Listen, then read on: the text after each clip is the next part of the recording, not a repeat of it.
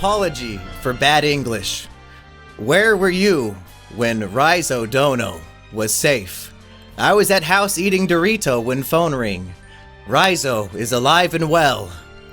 Yes! That's right, folks! It's volume 81 of the One Piece Virgin Eggheads Book Club podcast, and I'm here to say Riso is safe! What the hell's going on, Eggy?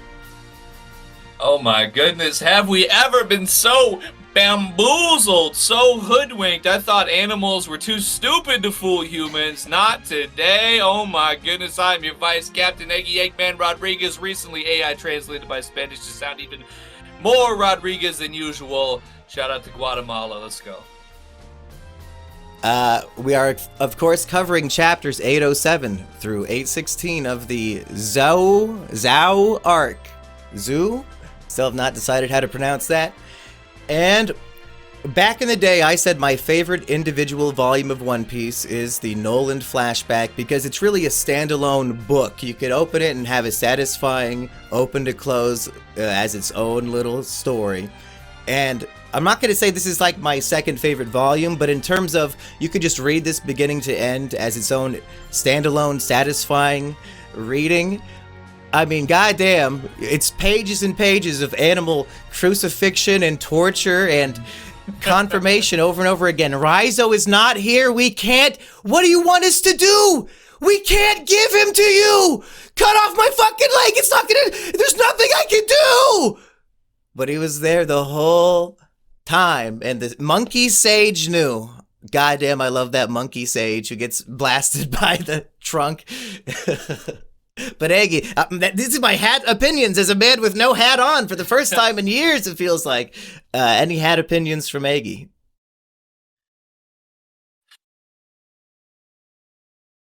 I mean, that's a top hat if you ask me when it comes to the hats. I mean, that's quite exceptional.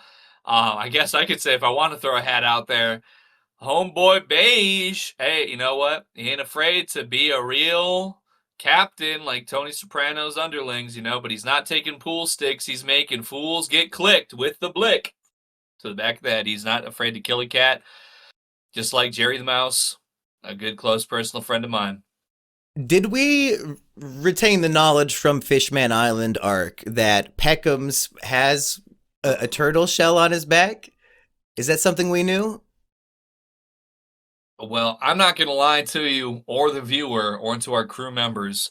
I was so focused on my Yokian brother around that time frame. Frankly, I did not have enough IQ to spare for any other portion of any other details of anything, frankly. Well, hopefully that is something that we already knew, because otherwise it would be like, wait, what the fuck? He got shot in the back by 2 Gatling guns and he's fine? What the hell, Oda? But no, he says, my power saved me, and I guess he has like a turtle power. And obviously, as we see in the volume today, even if it was the most absolutely murderous, life-threatening injury imaginable, he just simply would allow himself to come within an inch of death every second. So, Eggy, what is your top of mind? Not your hat. We just did that. The cat is fat, and he's all... I was distracted because Shoji's extremely loudly meowing outside my door, so I sent a text to get him taken care of. But what is your top of mind, Eggy? I don't want to be too off topic, but before we started today, I fed my cats salmon cubes as I was looking for discounted bedding at Target today, and they sell salmon cubes there that my cats are very fond of, covered in gravy. So that's why they're currently subdued and not chewing my door off the hinges. But anyways, speaking of unhinged, well, I was going crazy reading this saying, oh my goodness, did I read the wrong volume again? Because how could it be that I said to myself in a previous prediction, I don't know the exact specifics, but I certainly seem to recall in a previous prediction, I said something along the lines of, well, maybe Sanji's just from some kind of family with some kind of notoriety. Well, he's a certified Slayer, and I ain't talking about the number 2 ranked Chad androgenic or any ASU frat leader, folks. This is a man who ain't afraid to have blood on the hand, or rather the black leg, if you don't mind. But besides that, that's not even really what I want to say for my top of mind is familial relations. This man, he is about to be involved in something that yes, every single viewer and listener agrees on. Forcible by violence, arranged marriage between a man and a woman. You know what? Father and mother, they know best, and they say, come to the tea party. I went to that once, and Obama wasn't very happy about it, but hopefully it turns out better here. In any case, Sanji, yeah, I don't know. I guess I kind of now, I think you might have given me perhaps a bit of an inclination. I Uh-oh. can't recall exactly, something along the lines of, hinting at, but it's not that we didn't read the material where he did speak on it. It is referenced in this volume of uh, his unusual location of his upbringing that would have required some navigation to put point A to point B. We come back to that to tie those loose ends together, but at the end of the day, Sanji, a man with such a free, lioness heart and thirst for romance, is taken in by the hand of a woman we don't even know if she's hot. How Yes, terrible. Eggy, that is exactly the point I was going to bring up. Is this what Sanji's character has been building up to this entire story? The ultimate simp, now betrothed. If she is an attractive woman, is Sanji just straight up leaving the crew? Is there any hope that he would choose his crewmates over a beautiful woman? Well, I gotta say something. As I was reading this, it was just after I'd received a fan mail package, and I want to bring a slight bit of attention to that now, if you don't mind. Just a moment, Yeah, I really. want to bring attention to that too, because he sent you a picture of a white haired Luffy, and I was like, what the fuck? Don't send that to Eggy. I didn't look at it too close. Now, it might be a little spoilerific, I'm not sure, but the prime items here are Yeah, not too those are fair. particularly spoilerific. He was in my chat today. He said these are from a fried chicken restaurant in Guatemala. These were Happy Meal toys that he happened to gather in his Guatemalan visit to his Guatemalan family and brought them to me. I have the stickers here. Now, I could refuse to show the spoilerish portion. Um, Yeah, I would. I would not show that on this show.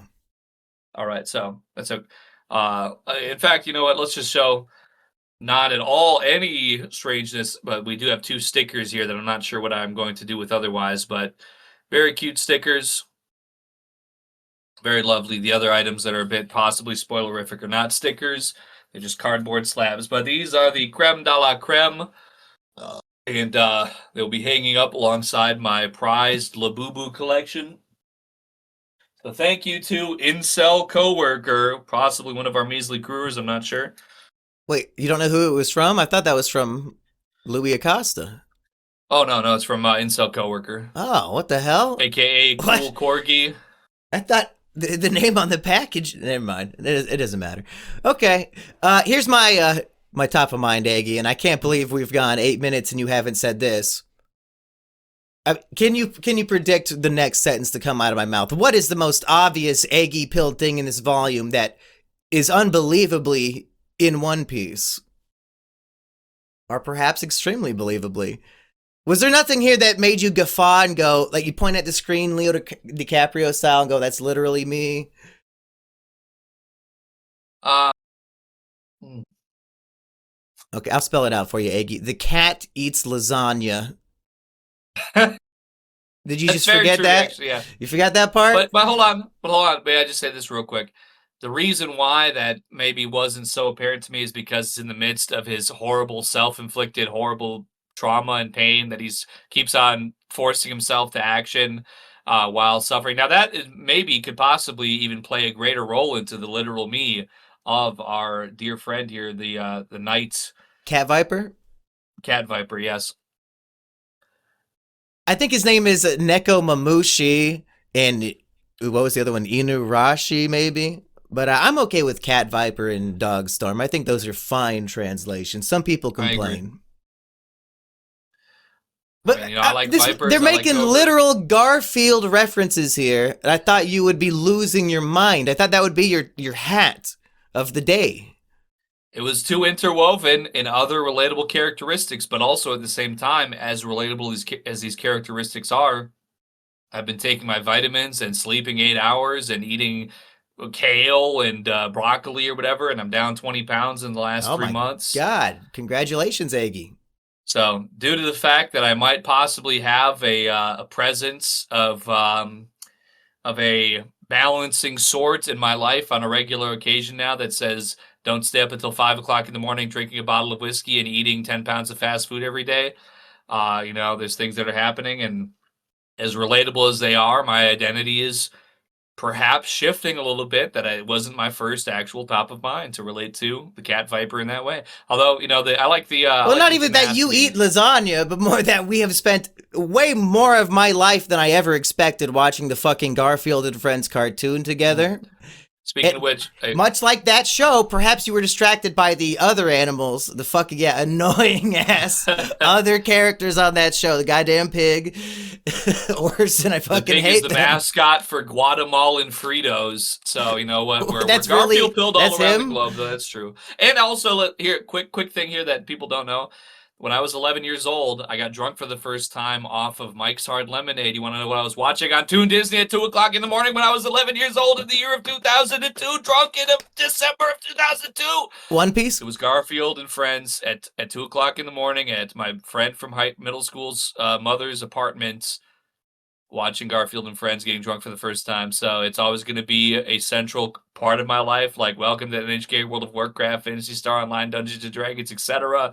Well, I see an opportunity for life. Epic drug Garfield bookending here. If you started your drug experiences with alcohol, and what is the most extreme drug that we could do together while watching Garfield and Friends to completely bookend this experience, and then maybe die after that? I can tell you, because I went to World Liquor today, that they're still selling the gas station heroin. So if we want to do gas station heroin and possibly destroy our entire lives, because I've heard that it's exactly the same as real heroin.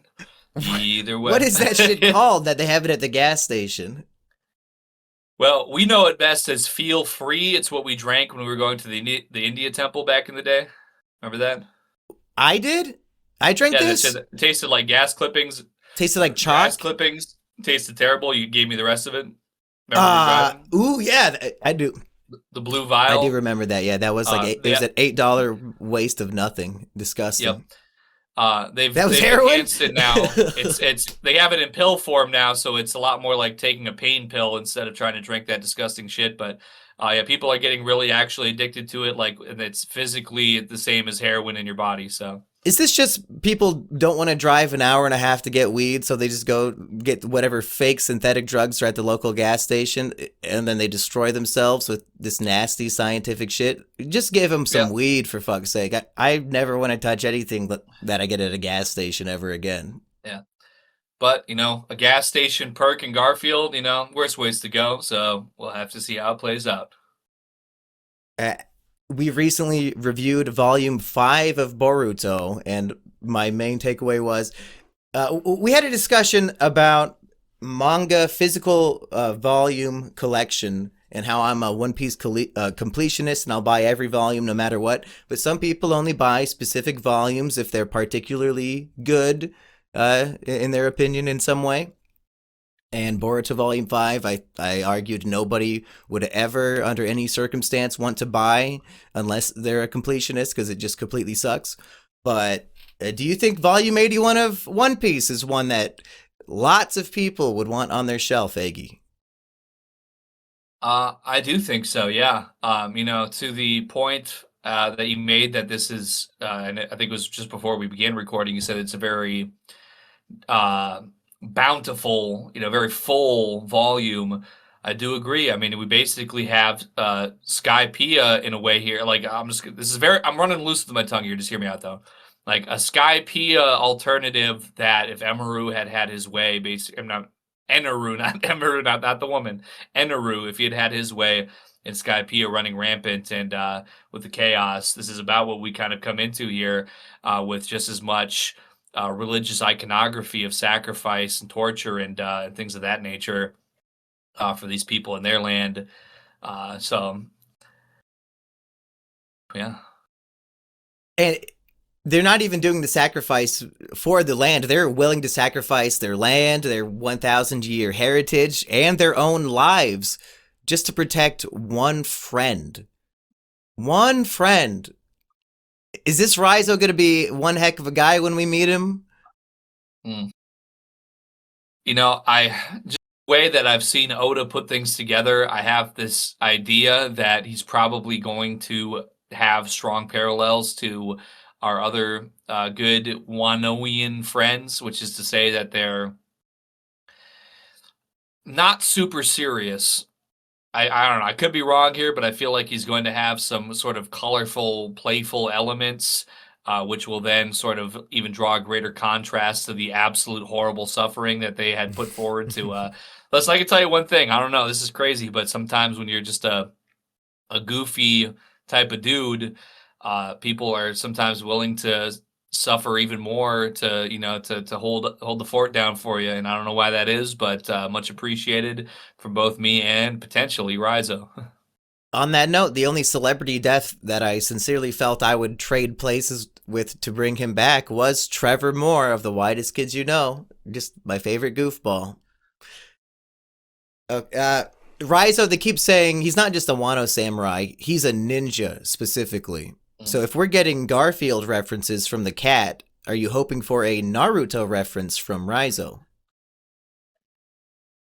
Well, when you started leading with Garfield references there, I'm like, are we gonna? Is this gonna be like like normal or something? It could um, be. yeah, I mean, I would like. There was just there's a film that's coming out right now, like Kuboko or something, and it's a 3 hour long Japanese language English subtitled film about kabuki actors working together over like 40 years. My girlfriend was just saying that she thought about going to see it. Um, I perhaps could be something along those lines, not even so much of a Naruto, but somebody who's like just such a very by the book, like culturally strict individual. Maybe that is where some of the loyalty comes from. You know, some people who could appreciate their own 1,000 year heritage and where they come from and their codes and everything. Maybe this guy's like just so by the book that there's no choice but to honor his honor, honor his person by having that kind of sacrifice to his benefit and to his safety. But probably, I think, if he was a Naruto reference as well, I think I could appreciate that. I wouldn't feel any worse for the wearer for them to have sacrificed for that reason. It's just going to be Boruto with his ninja lightsaber waiting there. Thank you for Well, okay, releasing if it was a Boruto reference, then I would be highly offended and like, goddamn Oda, what are you thinking? Yeah, was Truly, truly a Boruto out low by point. this point? It might have been around the same time, to be honest. I'm not quite sure. Here, I got an exact date, 2016. So just about 10 years ago on this one of the volume release anyway. Yeah, So. I think Boruto started about then as well. Eggy, I have a new segment I want to introduce before, because now that we've done our top of hats and minds and all that. Yes. This show, it's going to go on for another decade, because this podcast, some people think it's going to end soon just because we're catching up. No, every new chapter is going to get its own episode, and we'll be here the whole time. So we need lots of segments to keep the show going when we're suddenly reviewing one chapter a week instead of 10. So here's my new segment.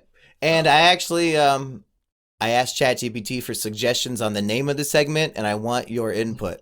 The idea is there are a lot of controversial things in One Piece, and fans debate about them, and I want Eggy's authority to settle these once and for all. And your judgment is so divine that I'm going to have you settle things that you have absolutely no context for. You're not going to have any clue what I'm saying. This is basically the new Gunko and Shamrock Land on a Giant Branch, but gamified so that you're answering questions on behalf of One Piece fans in general. Okay? And here are some suggestions for the name. The Buster Call Bench, Pirate Pundit, Grand Line Gavel, Devil's Advocate for the Devil Fruits, Hockey High Court, Eggy's Edict, Yonko Verdict, Red Line Rulings. Are any of these? Pirates Pundit. I like Pirates Pundit. That's my favorite out of all those ones. Okay, Eggy the Pirate We Pundit. could say the Piracy Pundit. I don't know if that's a little too like vague for like we're talking about internet piracy. So Pirates Pundit, maybe that's what we're going to stick on. The People's Pirates Pundit, there's no other person on the internet with the name PPP who does, dual person streams or anything like that. You're probably correct about that. Okay, Eggy, settle this once and for all. Is the character Yamato a man or a woman? I mean, absolutely unequivocally male. I mean, it's right there in the name. We talk about honorifics, chan, san, etc. That's one of the first things when I started taking English classes in order to translate hentai in the year of 2011. You learn about honorifics. Now, Yamato, this is where we're leaning into romantic language, right? So Yamata, female, Yamato, male. So that's what I'm sticking by, male. Bringing some Spanish logic into it. I get it. Okay. That's And right. there is a Naruto character named Yamato who is male. So, hey, if I was asking you about Naruto, you'd be instantly correct. But for some reason, this is controversial. When and why will we find out? Only the future knows, Eggy. Back to the volume. Mm. Anything from these cover stories stick out to you? You were correct that we're just going to go through the East Blue chronologically Well, again. as a matter of fact, I had to say, abs immediately in 807, I was very surprised that you were in the cover story. What? There's a monkey? Well, I mean, I don't know if you saw 807, but I mean, it was an immediate, obvious reference for me. No, you are crouched with sort of a joyous expression in front of the training young Didn't sword that guy have fighters. a crazy bowl cut? Well, it might be more of a. I mean, this was in 2016. If I Yeah, recall, if that's I when were I to had the page you Vincent. back, Yeah. if I were to Yeah. page you back to the time that was released, I could almost say with an utmost certainty, there's nobody that I could think of in my entire life that I've seen with such a clear parallel to the appearance of that person at that time. So, I mean, you can say what you want to, but I think that Oda put you into One Piece. He knew that he foretold this. He's foretold many things. I mean, he's got his mind for the story put out possibly decades. So I think it is my absolute certainty that that is you in One Piece. I was doing a behind the scenes shed review the other day for my members only on the Treehouse and the main channel. So if you're a member of those, go check out that shed video. And I found a bunch of essays I wrote in like elementary school. So it was 2006. I was 11 years old. And in this essay, I said my favorite video game was One Piece Grand Battle. So Oda knew I was an OG fan, and he wanted to represent me in the 2016 cover story, and he plugged me in. He knew that we would review it 10 years later. Decades of dreams, folks. Literally every decade. It lines up. 2 decades ago would have been 2006 when I wrote my essay. A decade later, he celebrates me. A decade later, here we are.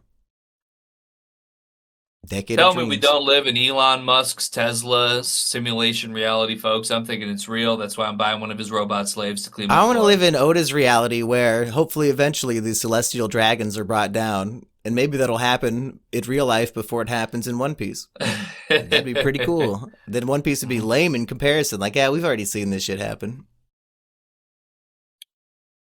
So all the children of the dojo that Zoro grew up in, they're now imitating him. They're so impressed by his feats and bounty, and they all have a sword in their mouth. And the what's Zoro's dead girlfriend's name? Her dad is not Kuina. impressed. Yeah, Kuina's dad. He's like, the youth, they're toxic. They're poisoned. How dare they want to imitate my greatest of all time student? And we all know that he's actually Tashigi's father, and he's really upset because she's just relayed to him the information that taking care of all these giant children is such a pain, and it's really causing her a lot of stress and cortisol spikes. So he's got some of that residual stress on him. He It's found out just we that don't Tashigi understand. is a high ranking swordswoman, and that pissed him off. Like, women cannot be a swordsman. You should commit a suicide like my other daughter. Brutal. I think that is canon. Let's see what else. The Usopp pirates, a little bit grown up, weeping with joy about Usopp's incredible bounty. Is Usopp's bounty? It's 200 million. Does that match one of Luffy's bounties from, like maybe Jaya or something? Well, I don't After he beat know. There's something Crocodile. I could say that might maybe I don't know. I'm not sure if I should say it or not. Why not? Well, all I know is that in this Guatemalan Happy Meal I received, which I presume reflects currency, it's the same God Usopp poster that was in the Guatemalan Happy Meal toy that I had shipped across the world to my possession. So I don't know. So it's just a little suspect that You're it under didn't the go up to impression trillions. Usopp's bounty will not change in the next 400 chapters. That's the best inclination I have to go off if I want to be spoiler minded. I think But it's it's a such an nice. iconic photo. Why would they change it within a month? Because I I do mean, agree in about that the too. time of the story, I don't know how much time is going to go forward, but True. I was happy to see Laboon in smiling and laughing. I don't know. I mean, did Crocus just be like, "Oh, by the way, the bounty just went up hundreds of millions, so that makes you happy or something?" And Laboon's like, "Yeah, well." yeah, unless Crocus is reading the newspaper to him, Laboon's just happy for no reason. Which maybe we should all be so lucky to be just smiling all day. I Very only true. smile And when I'm doing this podcast. just like my hero, Drunken Grandma, which is probably my third pick for my favorite cover story in this volume. Everybody doing the classic, "Oh, oh, this power is so incredible!" Typical anime shock, and she's just having a good laugh. So perhaps this is a good time for me to join my favorite alcoholic grandmother in that good laugh by presenting this week's drink combo. Yes, I forgot we had another segment. That's right. I thought you were giving up on this because they ran out of good ones. Did you invent this one? Well, as I recall, this was the original Luffy combo, and I don't think I did this one as I remember, and it seemed well enough. This is white rum, passion fruit juice, orange juice, and it says include crimson syrup. I don't know if that was supposed to be floral. So I did a homemade syrup of figs. I took mashed figs and made a syrup, and it doesn't present particularly well among the orange juice, which is very orange and is about half of the contents of this. So, I didn't really give it a good stir. So I'm going to use my, use my King Cobra wand. There seems to It's be some kind of filthy. twine. Got twine stuck to it from something. Yeah. Last drink Well, combo. you could find a cleaner Oh, thing to start with. oh, Hypothetically, Eggy, this figgy drink here, if your character from the Vincent show tried it and did not like it, he could say, "God hates figs." that's very true. Hmm. That is absolutely I'm glad I very filled true. in the time with that. Let's see you drink it. All right. I'm guessing it's going to be delicious. I don't see how it could be otherwise. Bottoms up. Oh, yeah. It's like all citrus, fruity, floral from top to bottom. The Gum Gum Punch, sweet as freedom and dangerous as the sea. Well, they're damn right about that because this is probably a double shot in here, and there's zero alcohol Ooh, conceptually. There's none even dangerous. detectable whatsoever. Just like Luffy, highly volatile and dangerous and delicious and fun. So you would say it's a top ranking drink, just like Luffy's the top ranking character? I really wish it wasn't the case, but I think it's absolutely the best tasting drink out of anything, and I can't believe how unalcoholic it tastes since it's got a double shot of rum in there. You cannot taste a drop. There's no way. And the fig is nice. It's kind of got a little bit of like a fig's a little waxy, kind of got like a little bit of this waxy, syrupy thing going on with that. The passion fruit's very, I don't know, passion fruit's kind of a little bit mid tier for me, but the orange juice kind of like brings it up. Like you can detect both of them, but like kind of the slack of the passion fruit's kind of boosted up by the orange. You drink this, it's over with. And but it's so good though. Yeah, definitely top drink. God loves figs. That's right. Uh, More the please. the Drum Kingdom soldiers, all of their official helmets have chopper antlers coming off of them. I thought that was nice. And Mhm. my biggest takeaway from the cover stories is I love it when the chapter title happens to coincidentally, or perhaps not so coincidentally, Oda, in my opinion, line up with the cover art. And when I see an image of Vivi and Karu with a chapter title, "Take Me With You," I have to feel like perhaps at some point they're going to be taken back to the crew, right? Are these my official Straw Hat members in waiting, Eggy? Is Oda hinting at this with "Take Me With Oh You"? my God. I mean, I never would have believed it, but what we've got going on in this volume, we are very feasibly, I mean, the way that they present uh, a man who would stand up a tea party invitation, they're going to do you worse than a ship with taxed goods in the harbor. They're gonna. I mean, there's no way. They say Big Mom would basically murder every single person you've ever known and loved or even spoken to your entire life for standing this up. And well, spoiler alert. I mean, we're gonna get to it, so it is what it is. But this is seemingly a marriage to from Sanji to a member of the Big Mama family. So really, doubly, triply, and concretely as much as feasibly comprehensible. unallowed to go against the grain here. So I think there's a very possibly the most ever chance of one of our Straw Hat members being taken off of the team here, and we need somebody to step up to the plate. I think we're seeing it right before our very eyes in that 8:15. It's a perilous setup because we've had lots of similar scenarios in the past, but they haven't always gone well. Like Nico Robin, Ennie's Lobby, hey, we managed a miracle and saved her from that and got out scot-free. But then Homeboy Ace, that didn't work out so good for Luffy. Tried to do a solo mission. What are your hopes on Luffy going to save Sanji? Is this going to be an arc that ends in tragedy? It has a lot to do with what's going on in the volume. So pardon me for I'm just going to kind of tear into some of the details we I want to got hear here. But all of it, Eggy. This is why we're here. That's right. I mean, essentially, what befell Zhao? I'm going to call it Zhao for the Sure. volume here, so that I feel like that's what I want to say because Dude seems too plain, so I'm going to call it Zhao. What befell the Minks on Zhao was essentially the hand of Kaido, really, in effect, by having Jack come in and lead this expedition to find RAIZO. So we have really a concrete and very definite wager of violence on behalf of Kaido, and they say, "Oh well, then Jack just mysteriously died," but probably we don't believe that because, like, what, this guy's a billion berry bounty, they say, allegedly. Like really beyond our comprehension, as I said, even though this is the 500 million man arc, we're talking about versus the billion man arc. Is that the highest official bounty we've seen in the story? 1 billion. I don't think anybody's had one higher than that, even the former warlord. I believe it to be the case. Yeah, nothing, because that what Shin, Mr. Pointhead. I'm sorry, slight Don forgetting here. Chinjiao. Yeah, Don Shinchao. What he had was it 600 million or something, or 300 million? I think he was like maybe tied with Luffy or something. I don't know. Yeah, He's like 300 or 500. he was one of the higher ones that I'd heard recently, but yeah, not on par with a billion. So we have Kaido sending out his underlings are, allegedly twice the registered strength that Luffy is at his absolute maximum power. That's pretty concerning, pretty significant. And if we want to, cross ourselves here and go up against Big Mama, who's probably about the same level of power as Kaido, or at least you should be to have that Emperor position. Yeah, you can't even beat one of Kaido's henchmen, and you want to cross somebody who's as strong as his leader.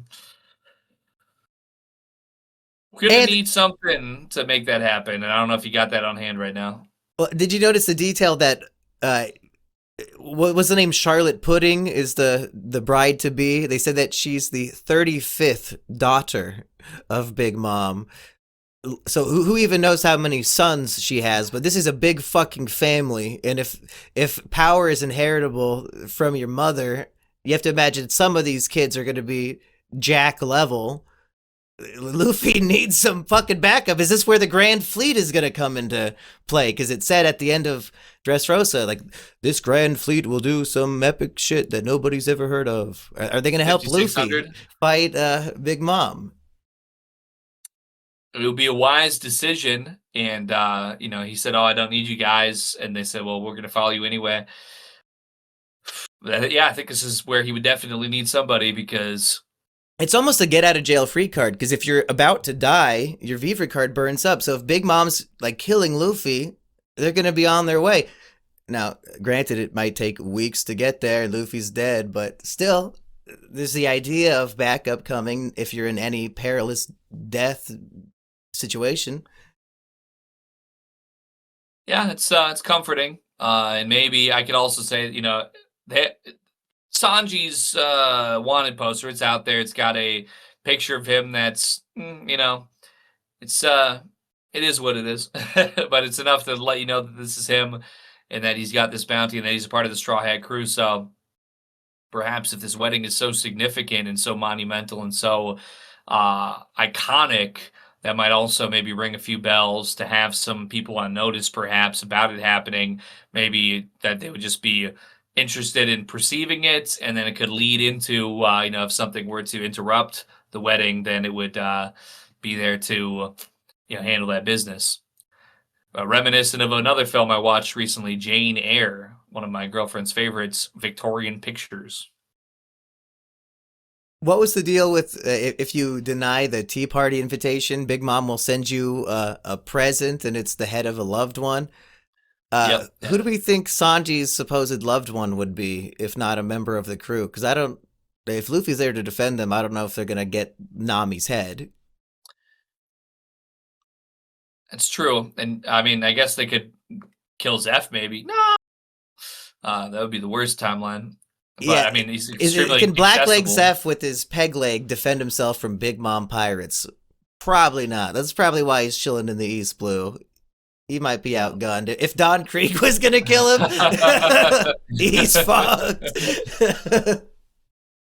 I mean, hey, well, we're getting clued into the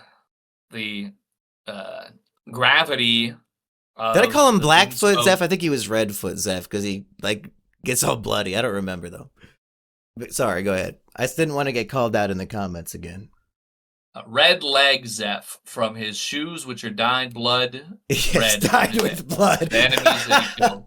Which, why is he red leg if his shoes are red? Anyways, we're not going to worry about it right now.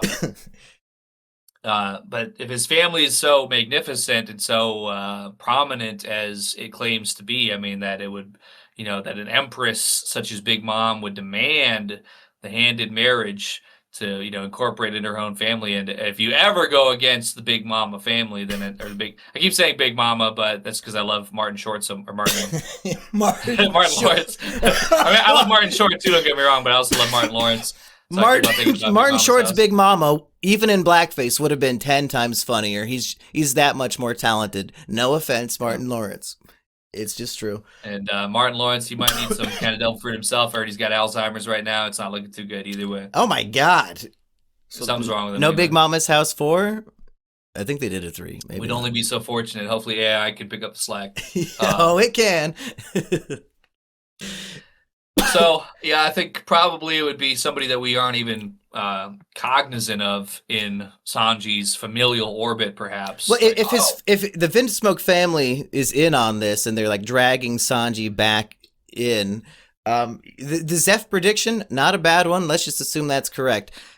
In that case, how does Sanji ever get out of this? That's a constant threat hanging over him. Unless this arc ends with Big Mom being killed, how does Sanji ever come back to the crew?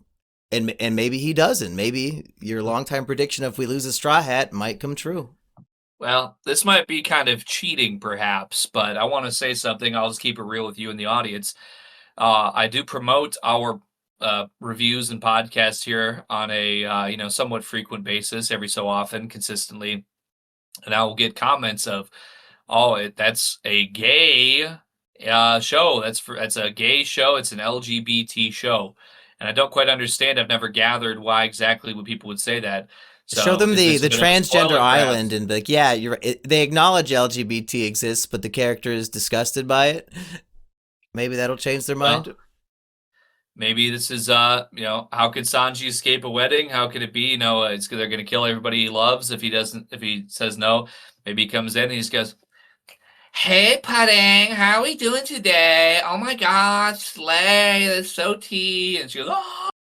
Is that Brian Griffin's cousin who's a gay dog who talks like that? Yeah, he's my role model, so that's how I figured it out.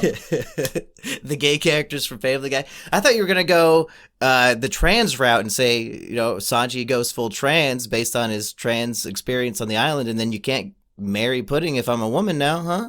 Pudding, you're straight. That's fair. Have Ivankov eject you with the hormones to get out of the wedding. You would think so. I just, once again, like I said, I'm kind of taking this off of, these... It's nothing's been spoiled to me, but it's just this thing I keep on getting. Oh, you're reviewing One Piece? Don't you know that's a gay anime for gay people? I'm like, I don't know what you're talking about. Honestly, so you're genuinely leaning towards you think perhaps Sanji might become gay for real? because of Well, I don't know what about people are saying to you? I don't know about that, but I mean, it's a something that comes to mind as how are you going to because I just was watching. We talked about this a couple times on the show previously, but I got about I think I'm towards the final episode of Sopranos, and all I'll say is even 20 years ago, they weren't taken up on certain lifestyles too kindly. So 500-600 Vito years did ago, nothing right. eh, what all he had to do was just get the Johnny Cake recipe himself. He could have saved himself a lot of trouble. You know what I'm saying? That's Should have why been cooking at home is straight. so important. Why you sucking dudes off at the construction site, you freak? Fucking freak. You I'd do it kill in him the middle of the too. night, not in the daylight. Okay, I mean, forget a voyeur. You just don't want to get ticketed. You know what I'm saying? It is what it is. It's 2005. You can't be doing that shit yet. He should have known better. You're hanging out with Tony Soprano, dude. He forces his friends to laugh at his bad jokes. You can't be a fucking homo around him. What are you thinking?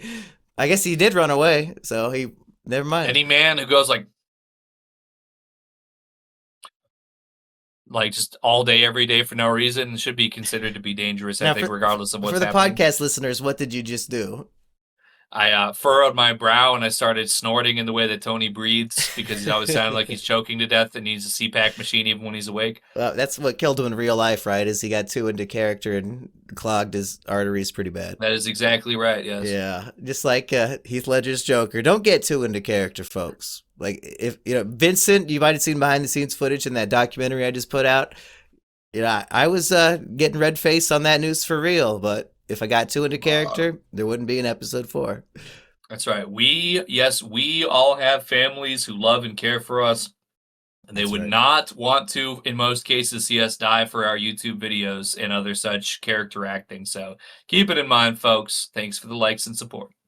Before we go through this volume a little chronologically, Eggy, would you like to answer some questions for Virgin that anybody in the patron Discord can ask by becoming a member of the Mumkey D. Jones YouTube channel for $3 a month? I would love to answer those questions. Absolutely. They want to know if we're going to do a waifu tier list. But maybe we should wait because, I mean, we just got so many potential waifus in this volume alone, or the last 2 volumes. Maybe we should wait a little bit longer. I would say if we could maybe get this alleged pudding, quote unquote, revealed within the next couple of volumes, I would be comfortable to maybe take it at that point because we have had a lot of beautiful women all throughout, and we're kind of, maybe by the at some point this will be the halfway mark through the series as another 500 chapters eventually release. So maybe a good halfway point predictably for us to reflect on who we've met so far. But yeah, I would absolutely be down to create that for member viewers in the very near future, at least within the next maybe month or 2. Sad Hippo wants to know who is the sexiest villain yet. I'm not going to say Perona. Easy choice. I kind of liked, what was it, after Alabasta, the female Marine. I forget exactly Hina? what all was going on with her. That The might have female been Hina. captain or whatever. Honestly, actually, hold up. To be honest, I'm going to keep it real because is Tashigi really a villain? Maybe some people wouldn't say. No, Tashigi, I'm not gay, folks, okay? One Piece is not changing my radar, but the aggressive, very like raw sexual energy coming from Smoke Shigi. I mean, that was something different. I gotta say, I don't know. A woman's you go from this like timid, more reserved background, then she's coming all aggressive and just letting it all hang out. That's pretty hot. I'm not gonna lie. Yeah, if we can't pick Perona, and I'm not going to go like fucking Alvida post fruit or anything, but a random one that came to mind was Domino from Impel Down. She was the one of the guards who got frozen by Boa. Yeah, she, that sprang to mind. She's not horrible, but there's probably 5 better ones I could pick, but that's just a random one I thought of. Last question. Dead Dog wants to know, is Sanji a virgin? Potentially not for long. I'm going to say this, yes, because there's been a grand inversion for many years online. They say that, it's the the chuddy man who's the one who has these negative attitudes towards women. I think, frankly, more often it's a man who has loved and lost and becomes jaded that has those kinds of opinions. So when you're a man who has simply not tasted the feminine fruits of the vine, you can allow these romances to run more rampant through your mind and more fully and strongly than any other man. That's why virginity is so wonderful for all of us men and our male viewers to retain, because it'll keep you so happy for so many years. Well, I'd say it helps you retain passion in the sense that Elliot Rodger and Sanji, they're both extremely passionate and violent due to their virginity. I think those are some easy parallels The there. gas is in the tank. You could either choose that to win the NASCAR 500 first place race, or you could drive a white van that has a lot of ticking coming out of it to a federal building. Okay, to get us back to the volume, final question for now. Dead Dog, relevant username. Dead Dog JE wants to know, do you prefer the big dog Mink or the big cat? Well, as much as, before your argument, I'll just say, to lay out for his superiority, I still kind of liked the cat for his resilience that he was experiencing. He's ready to keep on going even when he's in horrible pain. That's something that I wake up and look at myself in the mirror every day and say that. Dog Storm, though, also a very tough cookie. They're both incredibly respectable, but I'll go Cat Viper. Yeah, also because I'm a cat guy and I got a cat laying outside the door right now who I fed a delicious salmon cube today, who's a very happy camper. Yeah, you mentioned it at the beginning, I think, but that also cracked me up when Chopper wants him on bed rest because he'll reopen his wounds, but he's a cat and he just cannot resist playing with cat toys like a bouncing ball. And the way Oda, the illustration of his wounds reopening was unnecessarily gory and graphic for being so funny. Like out of his mouth, like it was really horrific, which made it so much funnier. Like fucking death animation, like yes. Like just spraying blood. So thank you, Oda. You cracked me up. From the beginning, my opening note is the quote, "Physical minktimacy is our way of expressing friendship." Does Oda know exactly what he's doing? Is this disgusting? Who's he appealing to with these furries here who express friendship by nuzzling up to you and biting on your ears, Eggy? So Wanda is the dog, right? Yes. I don't know. Isn't Cosmo the name of a dog in Guardians of the Galaxy? Cosmo and Wanda are dogs now. Coincidence? Yes. I don't think I ever saw Guardians of the Galaxy, actually, to be honest. You're not missing out. But should we do an Is It Kino members-only exclusive series where every other week we go through the Marvel Cinematic Universe and you catch up, Eggy? Is that the dumbest, biggest waste of time ever, or would people subscribe for that? Okay. If we don't have any commissions, to simeonjimmybusiness@gmail.com with your required and requested commissions that you can put before us to present to us for us to make your videos. If there's nothing on the schedule for that right now, I mean, we might as well keep up and producing some content that people are intrigued in, and it would be beneficial to me as well because I could finally get some real cinematography into my mind. I'm watching all this garbage like Ben-Hur, Casanova. I want to see Iron Man 2, goddammit. Yeah, so I need some real Kino in my life. I think it's about time. Yeah, I'll be honest. Guardians of the Galaxy movies are actually pretty Kino. I shouldn't have shit-talked them. And if we went through all the Marvel movies, those would be some shining gems amongst some coal. But back to One Piece. Yeah, so Wanda, I don't know. There's something about her. She's high. She's a little more on the dog scale than human scale, but I don't know. She just presents a sort of soft, sensual energy, despite her, her combat abilities. That I think Oda knows exactly what he's playing towards. Because I feel like all these other minks, they're a little more flat. Their affectation and their presentation is a little more matter of factly. It feels like where she's like, oh, I'm Wanda the dog, and here's my huge dog tits. I want to chew on Brooke's bone. Yeah, do you like that gag that all the canines want to chew on Brooke, and they call him the corpse? That was fair enough. It didn't seem out of pocket for me on that. It seemed on the level, I would say. Uh, Wanda is not a great representative for it, I think maybe, but it's still overall. I feel like considering a larger group being involved besides her, perhaps. on the note of the corpse thing, in the previous volume, Wanda said, "Oh yeah, your crew Taya's corpse is waiting for you," and she was referring to Brooke. We assume maybe it's Sanji who's dead, and Right. Oda, I love him for this. He has a reaction panel of Zoro saying, "Wow, talk about misleading," like speaking for the audience as much as he's ever done before. Very big energy of the don't complain about the Subway sandwich when you made it kind of energy. Like, what? How would you? Yeah. It's like, yeah, Oda, you son of a bitch. You're like, it's like when that picture of Obama giving himself the medal or whatever, but. Yep, 100%, yeah. So, on the next character popularity poll, which Mink that you've met so far do you think will rank the highest of the Minks? I'm just gonna keep it real because that's how I feel. Now, I will say Wanda made strides here to overtake Carrot, and honestly, a lot of these other ones, the personality also probably supersedes Carrot, just existence, and I can jump high and everything like that. But I'm a man who is old, and I draw a lot of things from nostalgia and the fact that Carrot was in a way brought up early on.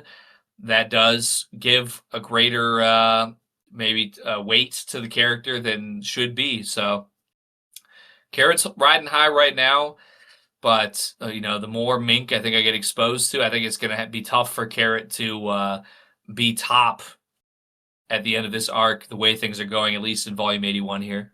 Do you think homeboy Pedro of the Three Musketeers has a chance of defeating any of the women? Mm, I do want to say yes. I I don't know. Maybe it's just a personal bias. I felt like these guys, they weren't reaching me maybe as strongly emotionally speaking as the female minxes. I don't know. Maybe I don't know. Maybe I don't We know haven't what to gotten a think. whole lot from Exactly. them quite yet, so that's a fair. Yeah. I mean, I could put up, the Dog Storm and Cat Viper with their incredible physical sacrifices. They probably, honestly, are really top of the heap right now because they suffered horrifically and almost were brutally murdered, really, to be where they're at now. And I mean, Carrot really can't attest to that. All nostalgia aside. So Eggy's top 5 Minks right now: Cat Viper, Beppo, Dog Storm, Wanda, Yep. Carrot. Is Beppo number 2? Yeah, Beppo's number 2. Yeah, for sure. Did you enjoy the bit where Law's crew is completely disrespected and Luffy doesn't say a single word to them? Or I Hey, guess he maybe just that's says actually hi. relatable moment. Listen, hey, me and Luffy, we have a few things in common. He might have a touch of slight ye olde autism, Yes. perhaps. I don't think Yes. he wasn't dissing the homies, okay? He just was doing his own thing off to the side. He wasn't there to give you these gracious, polite welcomings. We've all been there before, like, oh, this is my new wife, Toby. Yeah, where's my fucking Game Boy at, dude? Oh no, you have to, you've ruined the wedding. Oh. Uh, Listen, I was at a very important boss fight in 1999 or whatever that was, okay? So spare me some slack. It's been 27 years. Deal with it, okay? Either way. Despite Law just walking away immediately to discuss something with Luffy and disrespecting his crew in that way, I gained a newfound respect for Law because in this, when they reunite in this chapter here at the beginning, he immediately just gives Luffy the credit for defeating Doflamingo. He has no ego at all, even though it was completely his plan and none of it would have worked without Law. Straight up, none of this would have happened if not for Law. He just says, "Nah, that was Luffy." So good for Law. I guess actually, to be honest, I could say this too. Perhaps even Shishilian, who is the Mr. Musketeer man, I think he actually is going to probably outdo Dogstorm for me if I had to rank because his thing is that he's quote unquote full power Shishilian. And that means like everything he does, he's just like What's up, dude? He's just fucking going crazy every second. Like, just he says, like, he shakes your hand and he's like breaking his own arm with the force because he's just so switched on, like 100% blast all the time. Once again, another relatable Mink. I'm a kind of the combination of full blast switch on insanity and also no regard for my own well-being and physical health. So feeling like a little bit of column A and column B. So what you're saying is when we do the tier list, eventually this will have the most S tier characters so far. Because we know you're biased towards animals. What's that? We know that you're biased towards animals to begin with, so like this is just gonna be S. Like Eggy's politics, it's SS all the time. You darn tootin'. Super straight, that is, just like Sanji. Just like the hidden message of One Piece, it's SS all the time.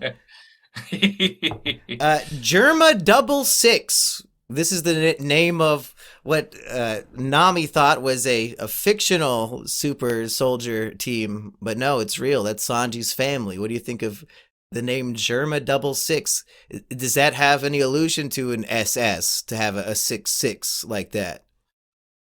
And it's a family of mercenaries. It sounded like an Xbox gamer tag, so I was like, I mean, I'm sure it has some kind of, something like, but also Germa being German 66.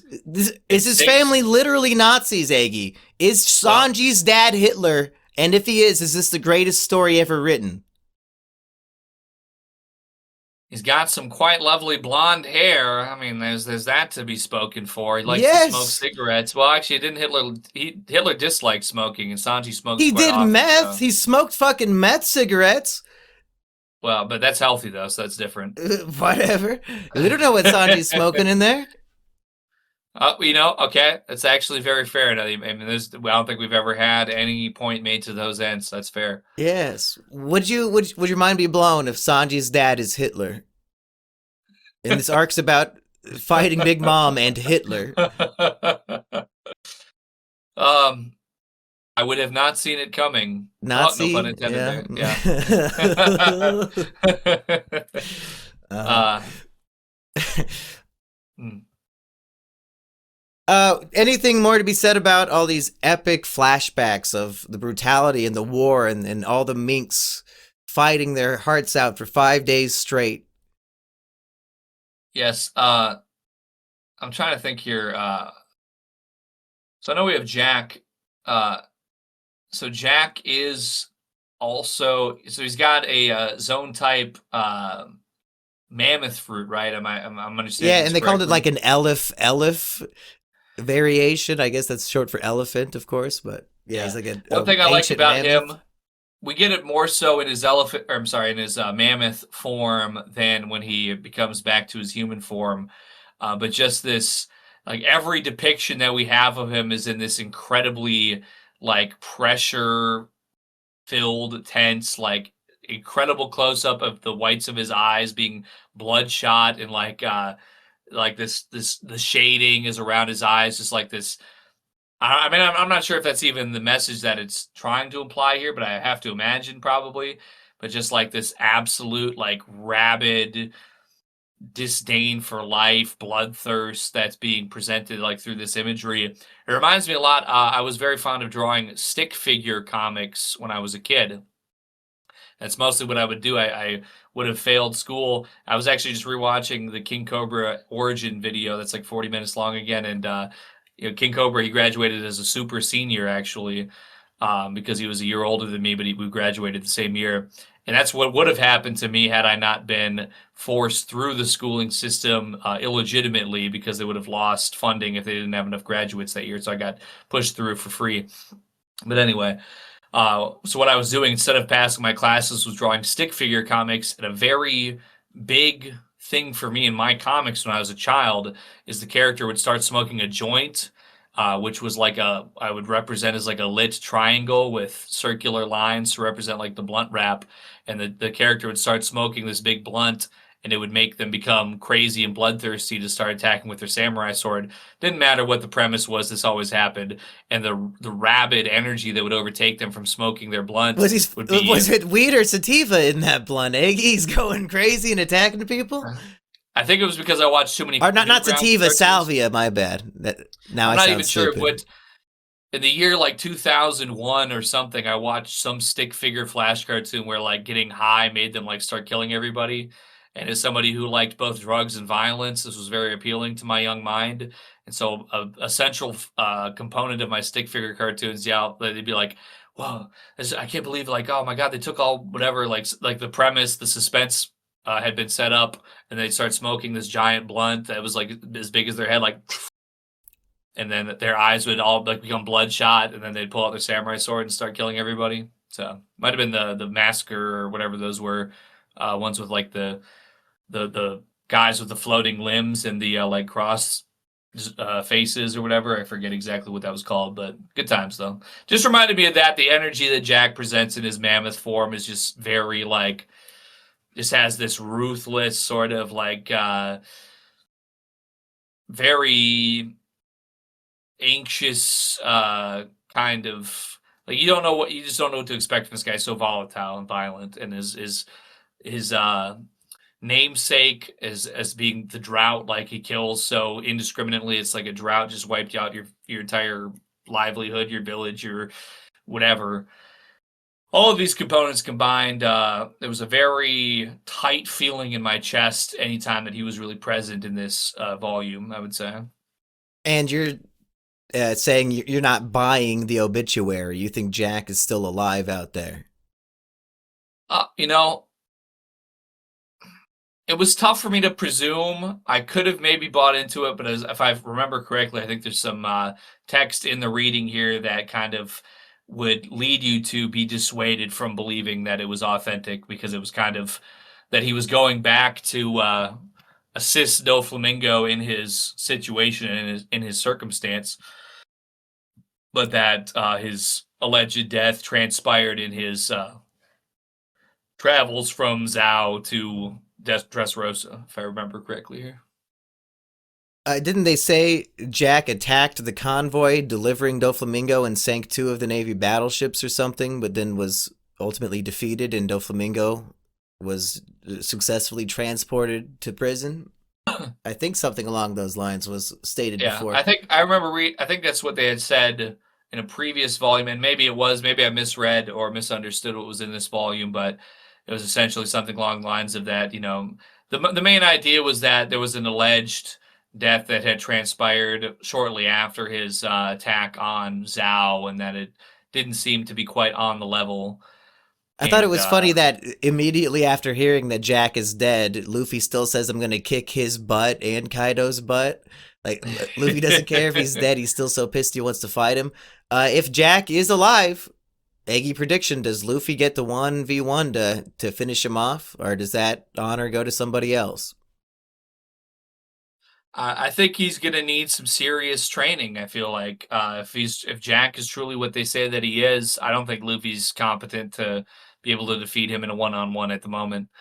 But I also want to say here in this volume, I feel like technically I think we had it in the previous volume as far as underlining the supernovas, but this stylistic choice that Oda is leaning into now, where we have this sort of this bold, large text to sort of underline certain characters' names, and the bounty here specifically with Jack, we kind of we don't get the exact same. I should say we get a mixture here where it's got like our typical descriptor boxes on screen that we're used to, but since the supernovas, he's leaning also into this sort of like it's almost like the text that is on the wanted posters, like this bold outlined text and bounty here, like overlaid within the panels of the publication as well. So just to mention that, I did take note of that as well.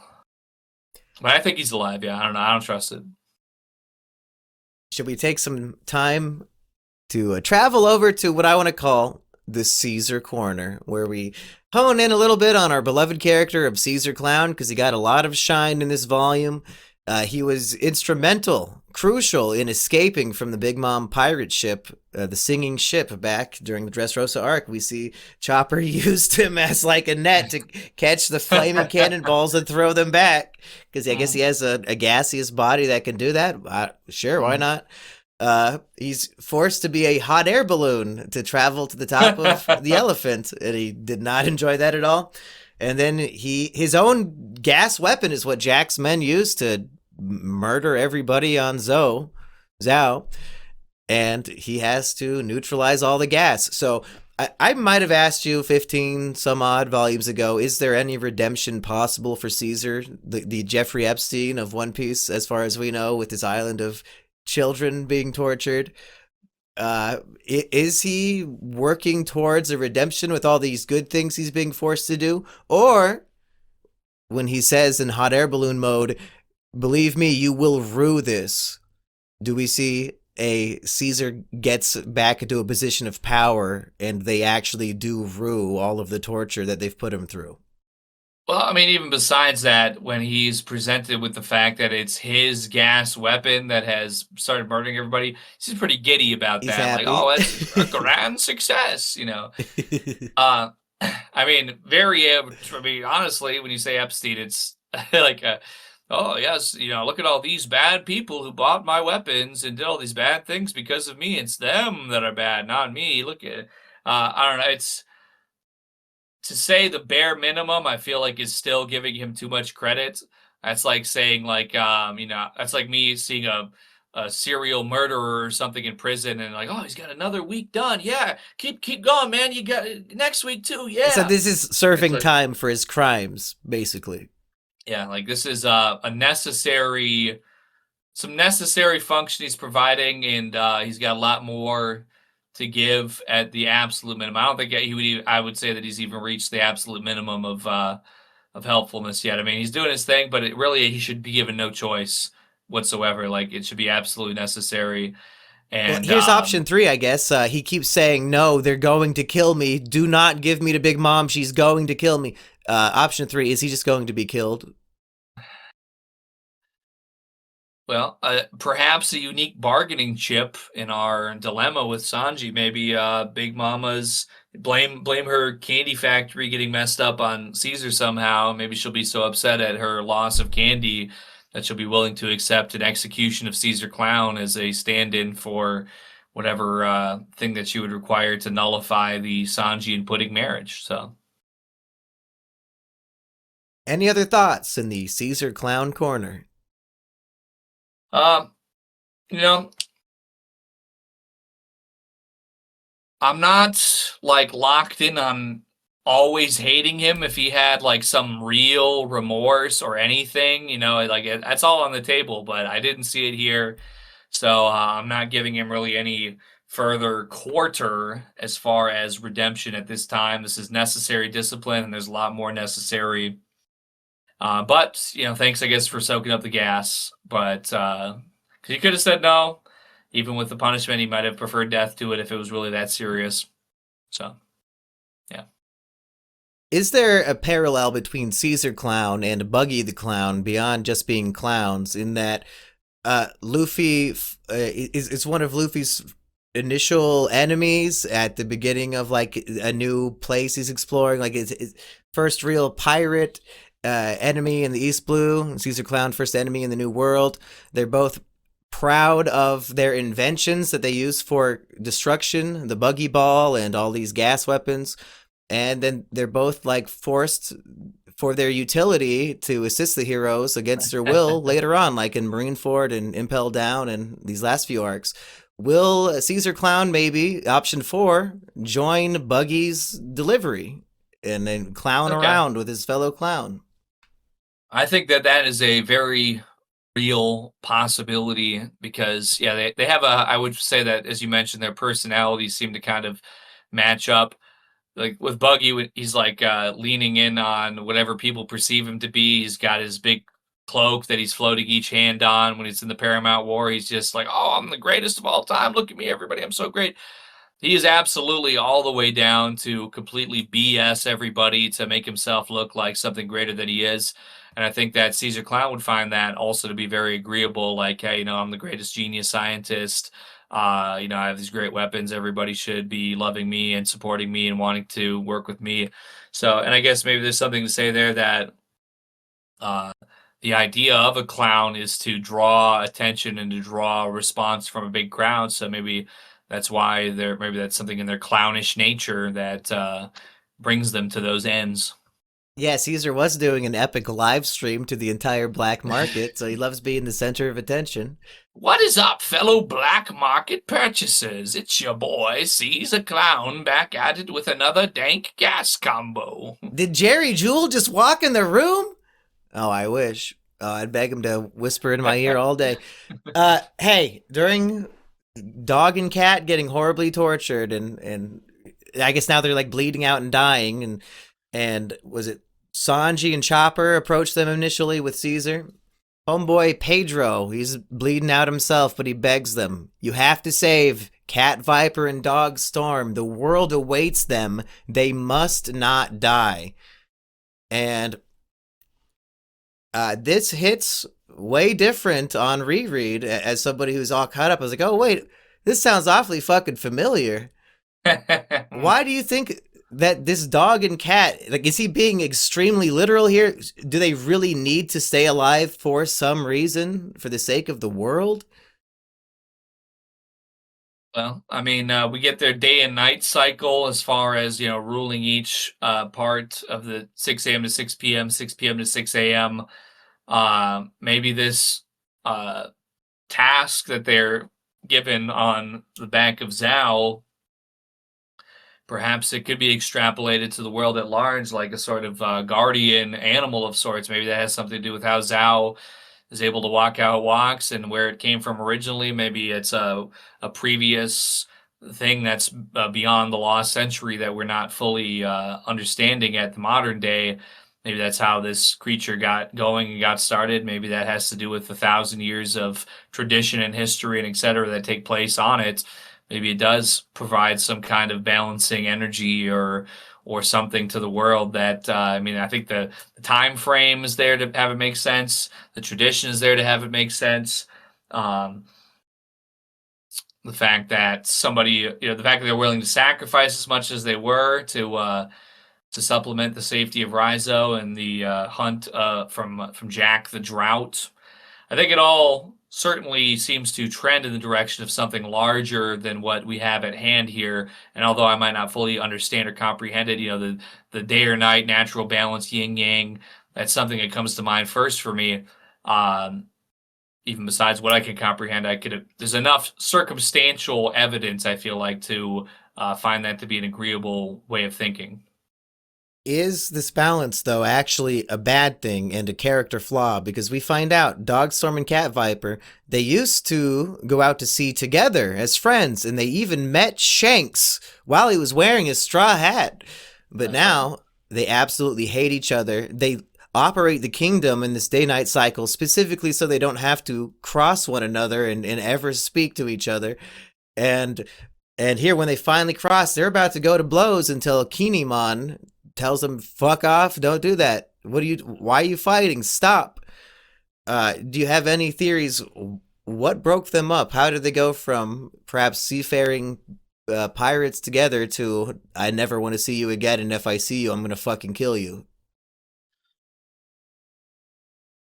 Well, I'll be honest, the way that I read it, I just kind of read it pretty faithfully and just as it was presented, thinking, oh, dogs and cats, yeah, they don't get along.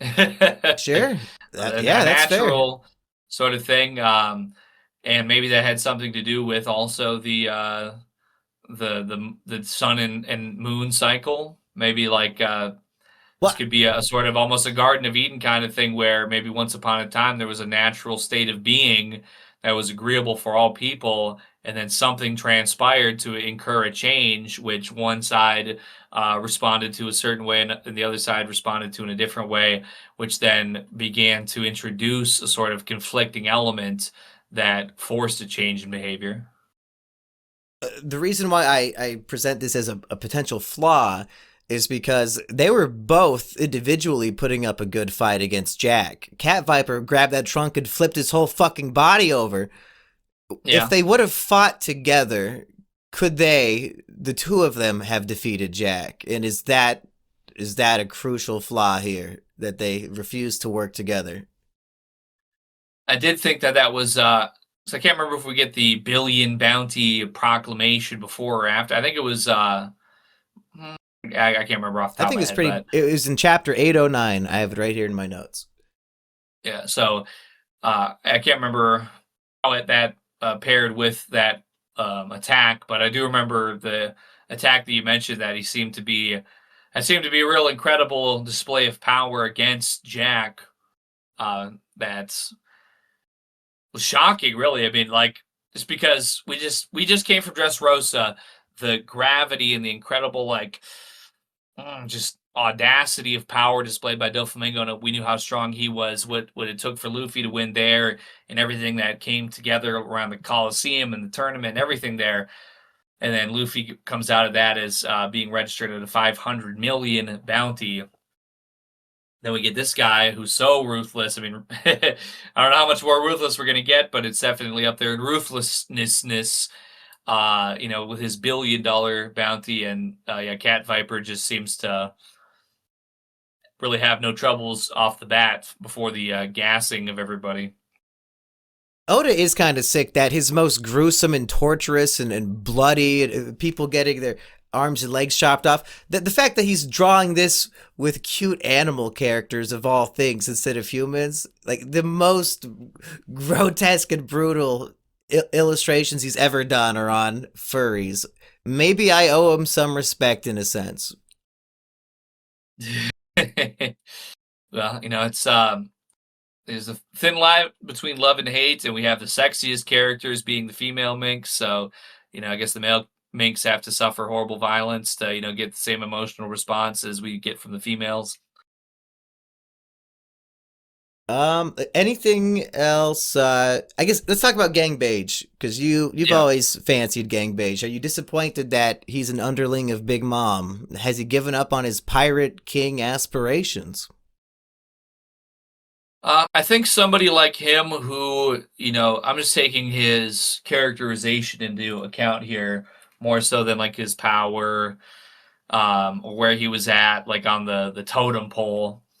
I think he's somebody who, based on like the character type that he's presenting, is somebody who is very a hierarchical person. And so I think that as much as it could make sense for him to be like his own man, striking out on his own in all aspects, and I'm sure he was for a time, he also feels like he's also someone who's got a natural proclivity to be a part of a larger organization and to be making his way up the ranks in that organization. And so it's hard to say, was Big Mama the first one that he ran into. Shank seems a bit stuck, or a bit particular from what we've seen of him. He's got a particular way of doing his thing. Kaido, he's the king of the beasts. Not really something that's probably very welcoming to the beige Italian archetype. Big Mama, someone who's got a motherliness to her, and someone who's very family oriented with all the children. Somebody who will kill everybody you love for not coming to her wedding. It seems like something that's a little more his speed, and I think all that considered, if he was going to find his place to work his way up from with something that's established, that would probably be the right place for him to come into, I think. What could the theme of this arc be if the villains are Big Mom, Mafia Dad, Sanji's dad? Does Oda hate parents? Well, when you just mentioned that now, I'm thinking like pure Kino, like this is gonna be the Big Mom father. Like Yeah. Luffy's like, "Oh, this is my boy Sanji. You can't marry him. He's a part of my crew. I'll give you an offer you can't refuse. Go take out Kaido. He's been taking some of my candy in my territory, and then I'll think about maybe making the wedding vows disappear. Do you think Oda Forget can about it." resist? I mean, something like that surely has to happen, right? And then Boney Soprano, Brooks's long lost cousin, comes in and says, "Oh, where's the gabagoo?" Tony B, and the B stands for bone. What do you think of the castle fruit? Did we know that this was the castle fruit before? It'd be strange for us to have this be the first like established acknowledgement of the name because we've obviously seen it and what the action of it is before.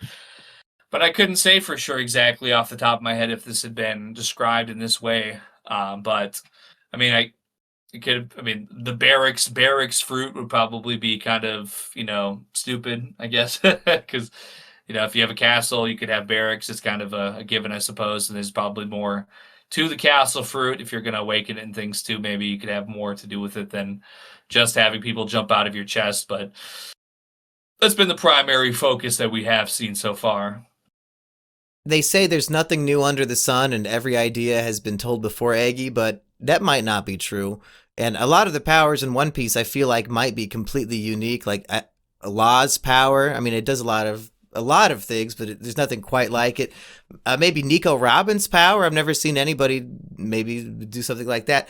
But is this castle power completely unique? Have you ever seen anything like this? His body is I guess a castle you could shrink and go inside, and then he has full control over it, and he can like have his soul manifest and talk to you, but he's still a man walking around in the real world. He can turn his legs into tank treads and quickly roll away. Like, is this completely unique? Well, it does remind me a little bit of when Plankton was inside SpongeBob's skull and he was like flipping the levers around. Yeah. Maybe the Inside Out movies. It's not. There's elements of it that are familiar, but I think in and of itself and all of its full whole parts, I think it does seem kind of in its own lane, to be honest. And yeah, I think that it is overall unique. I feel like yeah, I couldn't tell you if I've heard any such thing before besides for those few similarities. And when Sanji kicks the weakling trio out the door, like they get bigger again as they fall out. So there's like an invisible wall that shrinks you and enlarges you as you pass through it. So I guess when they were shooting the Gatling guns at Peckham's, it was really small for them. But then as it comes out, the bullets enlarge and become real bullets that fucking obliterate you. That's pretty Yeah, nifty. very terrifying. Yeah, that you could just have that Holds magnification up his because fucking Mega Man hand, and little two dudes are inside. It's the most Bobobo shit ever. There's little dudes shooting guns at you. That's like Bobobo. He has nose hair jokes like that, and his afro would open up, and there's dudes in there. So thank you, Oda, for keeping Bobobo alive. yeah, between that and Cat Viper and Peckham's, a lot of Bobobo feeling energy going on here in the second half of this volume for sure. Any other thoughts on Gang Beige? No, I feel like my supposing of his position and his reasons for it. I feel like kind of track in my mind of what makes sense. The groom Sanji is the third son of the Vinsmoke family. So are we expecting to meet two more Sanjis of his being his brothers? I do very much hope so. Like whatever the Pudding and the Big Mama family, if they got like 80 kids, it's going to be too much to keep track of. But I do want to absolutely get a nice full detail, everything about the full Sanji family, the siblings, the mother and father, the family history. Like I'm very, very hungry for all of that information. So I do certainly hope that within the next couple of volumes, even few volumes at least, that we get something. If there isn't, and there's not a good explanation from Oda as to why there is not, I will have to say I might be a bit disappointed. Are we hoping for a second Sanji childhood flashback story? Uh, yes. Yeah. I mean, once again, they could perhaps explain it, just kind of piggybacking off what we already know and not having a full chapter or two for the explanation, but I would absolutely prefer to have as much information as possible because if we were to have, let's say, a lighter amount of information and in the future a heavier amount of our next big combat that doesn't have like a lot of necessity to be a lot of panels of combat, that would be a bit of a drawback for me. That would be a bit of a disappointment. So I want lore, I want Kino, and I want a healthy serving of it, please, Mr. Oda. Looking at my notes, just for any last minute things think needs to be worth mentioning. Luffy's attitude about Sanji getting married is, well, I guess his wife will join our crew. And I That's thought right. that was very kind and sweet of him. Like, I don't even care who this woman is. Like, I have no choice. I need Sanji, so I guess she's joining us. Uh, is that a possibility? What if Sanji falls in love and then him and his Big Mom daughter just join Luffy's crew together? Say, fuck Big Mom. Well, we could see if we want to talk about Beige. He was offered, or however it worked out. In any case, he's been able to become an underling of Big Mama. So, if Sanji marries her and they're operating on Luffy's crew under a like sort of contractual higher obligation to Big Mama, maybe that could still No, Luffy's not feasibly standing lead. for that. Luffy's not working under Well, anybody. I mean, if he's got the alliance with Law right now against Kaido, so maybe it could be like, oh well, I want Sanji and my daughter to stay with me, but if you guys are gonna go do this, I guess Kaido did do this to me, so I guess I could give it my blessing and not put myself against it for now. Yeah, unlikely, I think, but yeah, it could be an idea anyway. Chopper sees a female reindeer mink and he gets horny as fuck. Good for him. That's right, and so did the rest of us. So Oh, and I forgot, when Cat Viper's eating his lasagna, do you remember how he refers to it? I seem to recall he was singing in the bath, but I'm a little bit spotty on the exact lyrics. He said it was a fancy feast. Oh, Oda, you Was devil, that in the you. Japanese or was that Stephen Paul's English translation? Do they have fancy feast brand cat food in Japan? Or is this only for our version? 'Cause I imagine the lasagna is definitely there because I think we see a picture of it, but fancy feast, I'm not buying it. Somebody let us know if All right. that's in the original. Google AI says Fancy Feast is available in Japan, and it's got an Wow. Amazon.jp link for Fancy Feast Wow. Gravy Lovers Whitefish and Tuna brand cat food. So I'm gonna believe that Oda wrote that. Thank you, Oda. It's a part of the Nestle Global Purina portfolio with production facilities in Europe, US, and Thailand. And I guess it's sometimes seen as even fancier than fancy due to its imported status. Japanese people just eat the shit straight out of the can. It's so fancy for them. I've done that before, so yeah, Yes. it's not as bad as you might think. So the idea of the volume ending with this message: no matter what should befall us, we would never sell a comrade to an enemy. And I gotta say, somebody who's been through this 5 times, tears did come to my eyes yet again with the realization that they did all this sacrifice for their friend RAIZO. It still hits the 5th time, and maybe even on reread it hits harder because going through all of that, knowing that they know damn well RAIZO is there, it hits different. But Yeah, I would say, I oh, go mean, for ahead. me, I mean, I'm not gonna lie, I was stupefied. Like, I mean, I like this guy, this Riso must be a pretty big deal. I mean, I don't know. It's maybe that's not the most honorable perspective for me to have, but I'm like, I mean, there's a reason why you watch a movie and they're like, all right, well, I'm gonna cut off your leg. No, wait, hold up, whoa, you don't cut off my leg, don't cut off my leg. Because They were maybe they would have. willing. It could have been even that, in fact, probably quite likely that they all would have been killed regardless, and that them putting up any kind of resistance was the best option. And I do say that about certain aspects of life, like there's capitulation and apologizing and whimpering and whatever is often not the best course of action, but um, in practice, what I'm seeing, and I'm like, what, really? Like, what? That's what? What? It was surprising. I'm not gonna lie. Yeah. It's touching and a beautiful message and statement, but it's also a bit nerve-wracking and horrifying at the same time. They say this quote. I'm going to read it again. No matter what should befall us, we would never sell a comrade to an enemy. And the final panel of the volume is Luffy reacting to this with a huge, happy grin. He loves what he's hearing here. Now, in his mind, he's about to go on a solo mission into Big Mom's territory to purposefully ruin her tea party and talk to Sanji. And this message of no matter what, gotta save that comrade from the enemy. It sounds like Luffy's willing to die, much like these Minks just were. Is Luffy going to face an equal horrible fucking torture because he's willing to do what the Minks just did?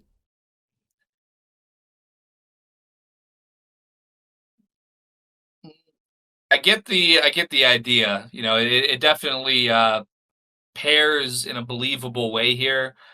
I'm hoping that this is just Luffy like being very pleased by the honorable nature of these people, and that he knows these are my boys from now on. They're willing to do all that. They wouldn't even tell us because they're so about it. They're so down for the cause. All right, I know these guys are really real deal. I mean, obviously the idea is still there, but to suffer to that extent, I would hope that they could, you know, prevent themselves from falling into that sort of situation at least. You know, if the inflicted damage is to a, you know, life-threatening amount, that might be inescapable with the kind of strength of enemy that is looking to be on the horizon, but just to be like, you know, at the whims. I think it was that movie too, where where they were like also in a crucified state. Not exactly, they were like strapped by the wrist or whatever, but essentially more or less in a crucified state and you know, to be killed. I would hope that at least, you know, like a strapping of the wrist to a board and then being freed would be the extent of it, because the Minks went through quite a bit of horrible, brutal violence that I wouldn't wish upon our Stryads if at all possible. If cat and dog lost an appendage each, is Luffy gonna end up peg-legged by the end of this arc? They're ripping off a gummy foot. Well, I hope he's like a lizard. Maybe if they chop something off, he could gum it back up. Also like SpongeBob, so, you know, a couple different SpongeBob parallels here, perhaps. Eggy, I think that's about it for the volume. I mean, we do have the monkey ape, or Mink, when he finally makes it to the top, he says it's an emergency. Samurai are ape on us. But I guess his idea of a emergency is something good happened. Because from our perspective, well. They're going to be, they really build it up that. The fuck out. Yeah. Because, you know, was that in this volume? They got like hold Luffy back from talking. No, don't say that. Don't they beat the fuck out of him because he's about to mention the samurai. So, like, I'm here, like, biting my nails, and the monkey's running. I'm like, stop him. And they're falling asleep as the monkey runs by. They're all supposed to be guarding to stop the monkey, and they all sleep. I'm like, no! Yeah. But also, then it's like, that's where, like, I had so much, like, you know, clenching my teeth, holding my breath, and it's like, oh, that's so good to hear. Kinemon jumps in to stop the dog and cat from fighting, and you're like, oh, fuck, they're gonna obliterate him now. He's dead. Yeah. And then they sit down in total respect of him and then say Riso's safe. Just so brilliant. The entire volume's worth of storytelling to subvert it all in one fucking twist. Oda's still got it. They say post-time skip, Oda died during Marineford and some other guy replaced him. Well, the new guy's fucking great then, because this is some good shit.